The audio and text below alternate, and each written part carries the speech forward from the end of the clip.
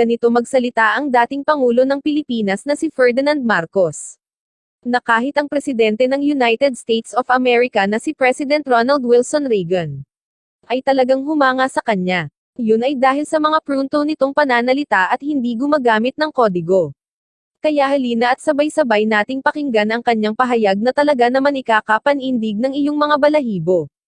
Thank you very much, President Reagan. Mrs. Reagan,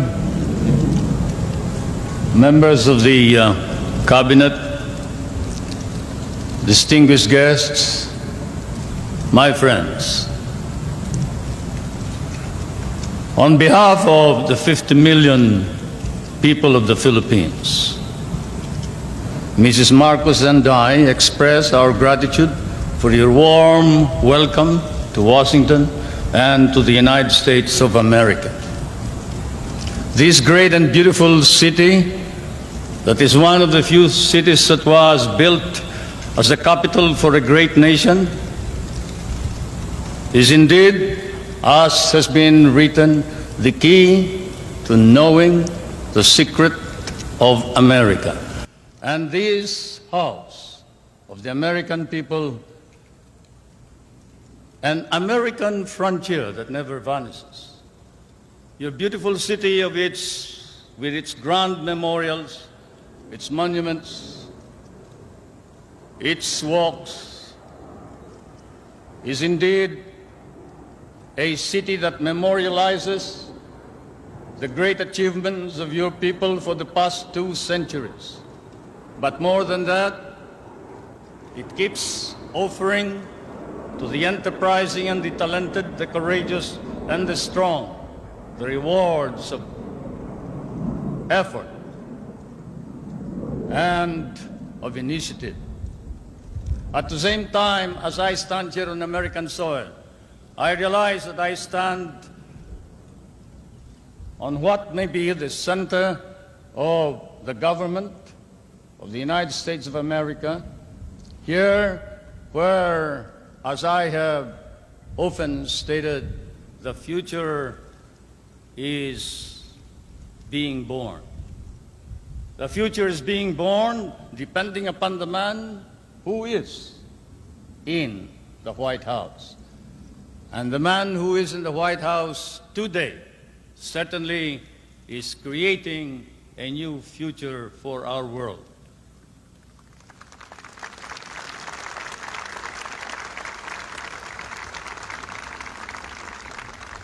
For Mr. President, I come from that part of the world wherein the poorest of the world's population live.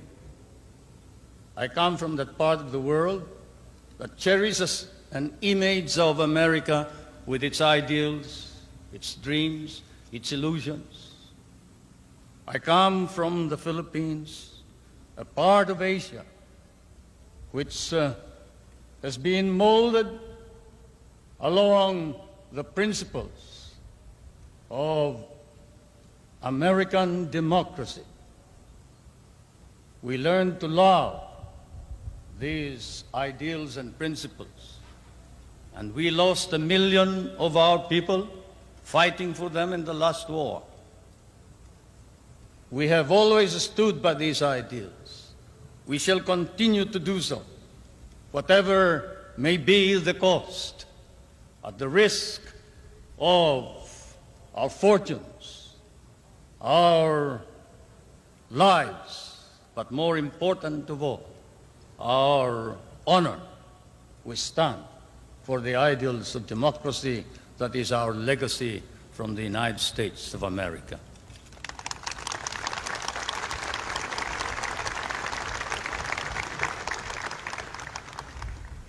I did not come to burden you further with additional problems, Mr. President. For I know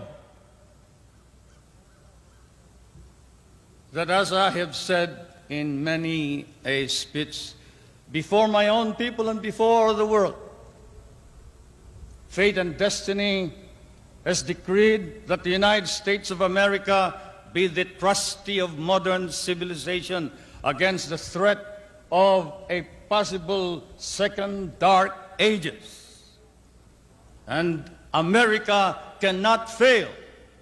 And therefore, we, the Filipino people, come and bring to you a prayer that God, in His divine providence, may grant you guidance, strengthen both your heart and hand, so that that hand may be strong on the lever of power and save our humanity.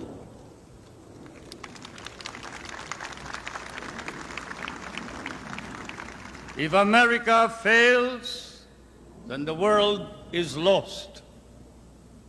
And thus, Mr. President, I can assure you that throughout all of Asia, there is nothing but a reservoir of goodwill for you, the American people, and the United States of America. Once again, may I say thank you for your warm welcome and your hospitality, which I know we will never be able to reciprocate. Thank you.